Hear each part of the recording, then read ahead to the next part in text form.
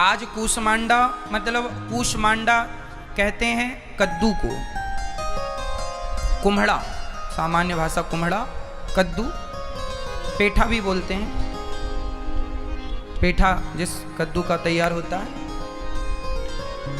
आज के दिन माँ को बलि चढ़ती है, काहे की? कद्दू की। हमारी माँ को, उनको कद्दू पसंद है, कद्दू चढ़ना, तो लोगों ने उसकी परिभाषा ही बदल दी। आज माँ को लोग कद्दू ना चढ़ा के बकरा चढ़ाते हैं। उनको लगता है बलि का अर्थ ये है कि बकरा काटो, ये बलि नहीं है। बलि का अर्थ है माँ को चौथे दिन कूष्मांडा कहा गया है, उसका अर्थ है माँ भगवती को बलि। कौन सी बलि?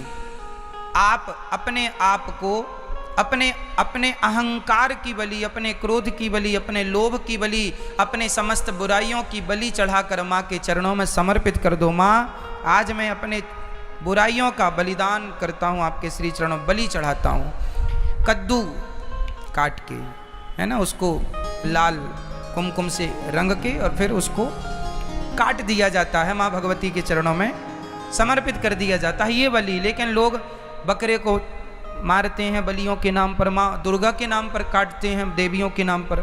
शास्त्रों में कहीं बलि का उल्लेख नहीं है। यदि बलि का वर्णन है तो कूष्मांडा मतलब कद्दू का वर्णन है, कुम्हड़े का, पेठे का, उसका बलि चढ़ाइए, ना कि बलि, ना कि बकरे को। शास्त्रों की परिभाषाएं लोग ना समझ पाए और ना समझा पाए, इसलिए बहुत सारी पद्धति बिगड़ गई। तो हमारे सनातन धर्म में, सनातन संस्कृति में आज माँ को कूष्मांडा रूप में पूजते हैं। माँ भगवती का ये स्वरूप कहा जाता है कि देवी पुराण के अनुसार माँ भगवती ने इसी स्वरूप से कूष्मांडा, है ना, जो अंडा आकार पृथ्वी है, इसकी शुरुआत की थी माँ भगवती ने। शक्ति तो माँ ही होती है ना, तो शक्ति के बिना, जैसे पहले राधा जी आई फिर श्याम सुंदर आए, बिना राधा के कृष्ण आधे हैं, अधूरे हैं, जैसे बिना शक्ति के शिव अधूरे हैं, इसलिए शिव जी को अर्धनारीश्वर कहते हैं। भगवान शिव को आपने देखा होगा, आधा पुरुष आधा स्त्री, और हर पुरुष जो शादीशुदा है, जो गृहस्थ है, हर पुरुष हर अर्धनारीश्वर ही होता है। पुरुष नारी के बिना अधूरा है और नारी पुरुष के बिना अधूरी है, इसलिए दोनों मिलके पूर्ण होते हैं। इसलिए अर्ध तो हम सभी हैं, पूर्ण तो नारी से होंगे या पुरुष से होंगे। तो माँ भगवती ने सृष्टि को उत्पन्न करने की शक्ति देने वाली ब्रह्मा जी को आज माँ भगवती हैं। भगवती मतलब साक्षात माँ लक्ष्मी, जिन्हें श्री कहते हैं। तो माँ भगवती हम सबको सृष्टि उत्पन्न करने की शक्ति दें। सृष्टि केवल ब्रह्मा जी उत्पन्न नहीं करते, आप लोग भी अपनी संतति उत्पन्न करते हैं, अपना भी घर बनाते हैं, आप भी अपने लिए व्यवस्थाएं संजोते हैं, वो भी एक सृष्टि ही है, छोटी सी आपके हिसाब की। तो उस शक्ति को करने की शक्ति कौन देगी?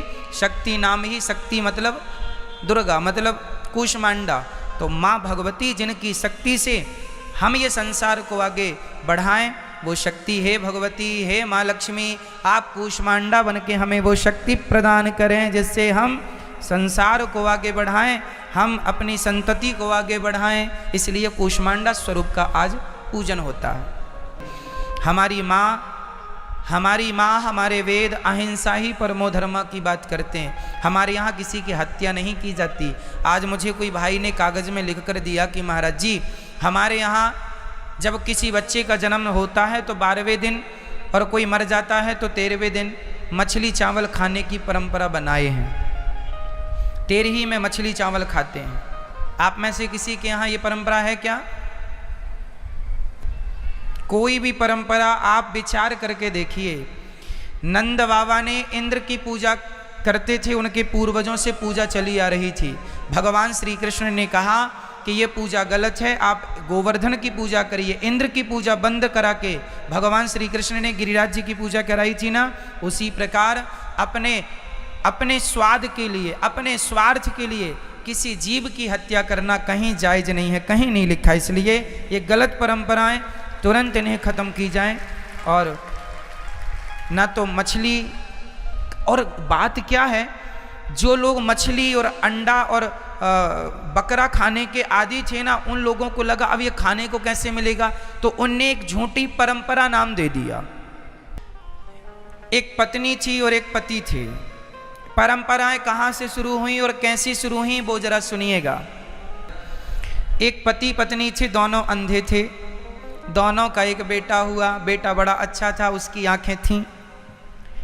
अब जब एक दिन पत्नी भोजन बनाए, वो अंधी पत्नी, फिर भी आदमी ना भले अंधा हो पर अपने घर में रहता रहता घर के तौर तरीके सीख लेता, कहाँ बाथरूम है, कहाँ रसोई है, कहाँ आटा है, कहाँ दाल है, वो सब तो उनको आदत थी। तो वो अपना रोज महिला जो अंधी थी वो आटा गूंथे और रोटी बनाए। एक दिन उसके चौका में, चौका मतलब रसोई, एक दिन उसकी रसोई में बिल्ली आ गई और बिल्ली आई तो सारा दूध पी गई। अब उसने कहा सुनो जी, अपने अंधे पति को बुलाया, यहाँ आओ, ये बिल्ली आती है, हम तो दोनों अंधे हैं, पता नहीं कब आ जाती है कब पी जाती है, और ये यहाँ आके बड़ा परेशान करती है। सुनो, जब तक हम भोजन बनाए ना तब तक आप यहाँ बैठे ये लाठी पटकते रहना।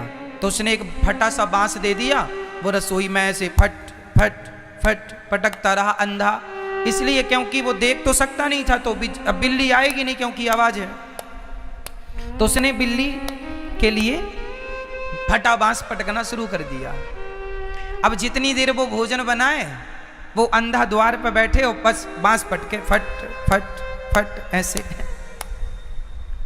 अब उसका बेटा बड़ा हुआ, बेटे ने देखा कि भाई मम्मी जब भोजन बनाती है तो पापा पिताजी बांस पटकते हैं। उसकी शादी हुई, उसकी दुल्हन आई, तो जब वो भोजन बनाने गई तो ये भी द्वार में बैठ गया और वही बाप का बांस लेके पटकना शुरू किया। तो पत्नी ने कहा क्यों जी, क्या कर रहे हो? उसने कहा ये हमारे घर की परंपरा है, हमारे पूर्वजों की। अच्छा, वो अंधा अंधी ये बता ना पाए कि ये परंपरा नहीं बेटा, तो बिल्ली भगाने के लिए। अच्छा, वो अंधा अंधी दोनों मर गए। अब जब मर गए तो ये बेटा वो परंपरा फॉलो कर रहा है। पत्नी रोज जब भोजन बनाए तो ये अपना काम धाम छोड़ के द्वार पर बैठा रहा, उसको लगे हमारी ये परंपरा है, इससे हम लोग सुरक्षित रहेंगे, नहीं बजाएंगे तो कहीं देवी देवता नाराज ना हो जाएं। अब देखो मन की कल्पनाएं चालू हो गई। अब वो उसका बेटा हुआ, तो फिर उसने बैठ के बताया सुनो, जब तुम्हारा शादी हो और पत्नी आवे तो जब भोजन बनाए तो भले तुम 10 मिनट पर यहाँ ये बांस फटा वाला है, ये पूर्वजों से चला रहा है, ये बजाना, ये पटकना फट फट ऐसे। अब बताओ, उन्होंने तो किया था कि बिल्ली ना आए, लेकिन इन्होंने उसे परंपरा मान लिया। उसी तरह आपके पूर्वजों में कुछ लोगों को मांस खाने की आदत ज़्यादा थी, तो उनने मांस खाने का बहाना ढूंढ लिया कि शादी विवाह में एक परंपरा बना दो कि ये तो खाना ही पड़ेगा, इसी बहाने उन लोगों को खाने को मिल जाता है। और वो परंपरा के नाम पे आप लोग सदा चलाते चले आ रहे हैं क्योंकि आपको लगता पूर्वजों की है। अरे एक जो गलत परंपराएं हैं जिनका कोई साइंटिफिक रीज़न नहीं है, वो गलत परंपराएं हमें बंद करनी चाहिए। हमारे शास्त्र पूरे साइंस की कसौटी में खरे उतरते हैं। जहाँ साइंस काम कर जाए वो हमारा धर्म है, बिना साइंस के धर्म हमारा नहीं है। हर बात हमारे सनातन धर्म की साइंटिफिक होती है, साइंस से मैच करती है। हर बात का मैं उत्तर साइंस के ढंग से आपको दे सकता हूँ। बकरे मारने का कोई तर्क नहीं, किसी की हत्या अपने स्वाद के लिए, अपने स्वार्थ के लिए करना ये ठीक नहीं है। तो समझ में आए गलत परंपराएं कहां से चालू होती हैं। इसका एक दूसरा उदाहरण भी है। एक गुरुजी थे, गुरुजी का एक चेला नया नया भर्ती हुआ। अब गुरुजी के पास एक कुत्ता था। अब गुरुजी जब भी ध्यान में बैठे तो कुत्ता पास में आके बैठे, और गुरुजी का जो पूजन का पानी था, उनका जो झोली माला थी, वो चाटने लगे। तो गुरुजी बोले राम राम। अच्छा, वो तो साधु थे, कुत्ता ठीक है भाई, लेकिन ये चाट रहा है हमारा बर्तन, ये ठीक नहीं। तो गुरुजी क्या करें, रोज पूजा शुरू करने से पहले वो कुत्ता को पीपल के पेड़ में वहीं पीपल लगा था, तो पीपल के पेड़ में वो कुत्ते को बांधते। अब चेला देखता कि गुरुजी रोज पूजा करने के पहले कुत्ते को बांधते हैं और कुत्ते को बांध के फिर ध्यान लगाते हैं। तो चेले ने समझ लिया अपने ढंग से कि जब तक कुत्ता नहीं बंधेगा तब तक ध्यान नहीं लगेगा। अब गुरुजी तो ध्यान लगाते लगाते एक दिन मर गए। अब चेला, अब वो कुत्ता भी मर गया तो उसने गली का कोई कुत्ता पकड़ लिया। वो कुत्ता पकड़ के ले आया, बोले अब मैं ध्यान लगाने बैठा हूं, पहले गुरुजी यहाँ पीपल में इस कुत्ते को बांधे, मैं भी बांधूंगा। तो वो कुत्ते को पीपल में बांधे, फिर ध्यान लगाए। अब वो भी रोज परंपरा बनाए और अपने चेलों से कहे सुनो ध्यान तब लगेगा जब कुत्ता पीपल में बंधेगा। तो परिणाम क्या हुआ, फिर वो परंपरा चालू हो गई। मतलब कोई और छोर नहीं है, कोई सिरपाव नहीं है बातों का, लेकिन फिर भी चूंकि पूर्वज करते रहे तो हम भी करेंगे।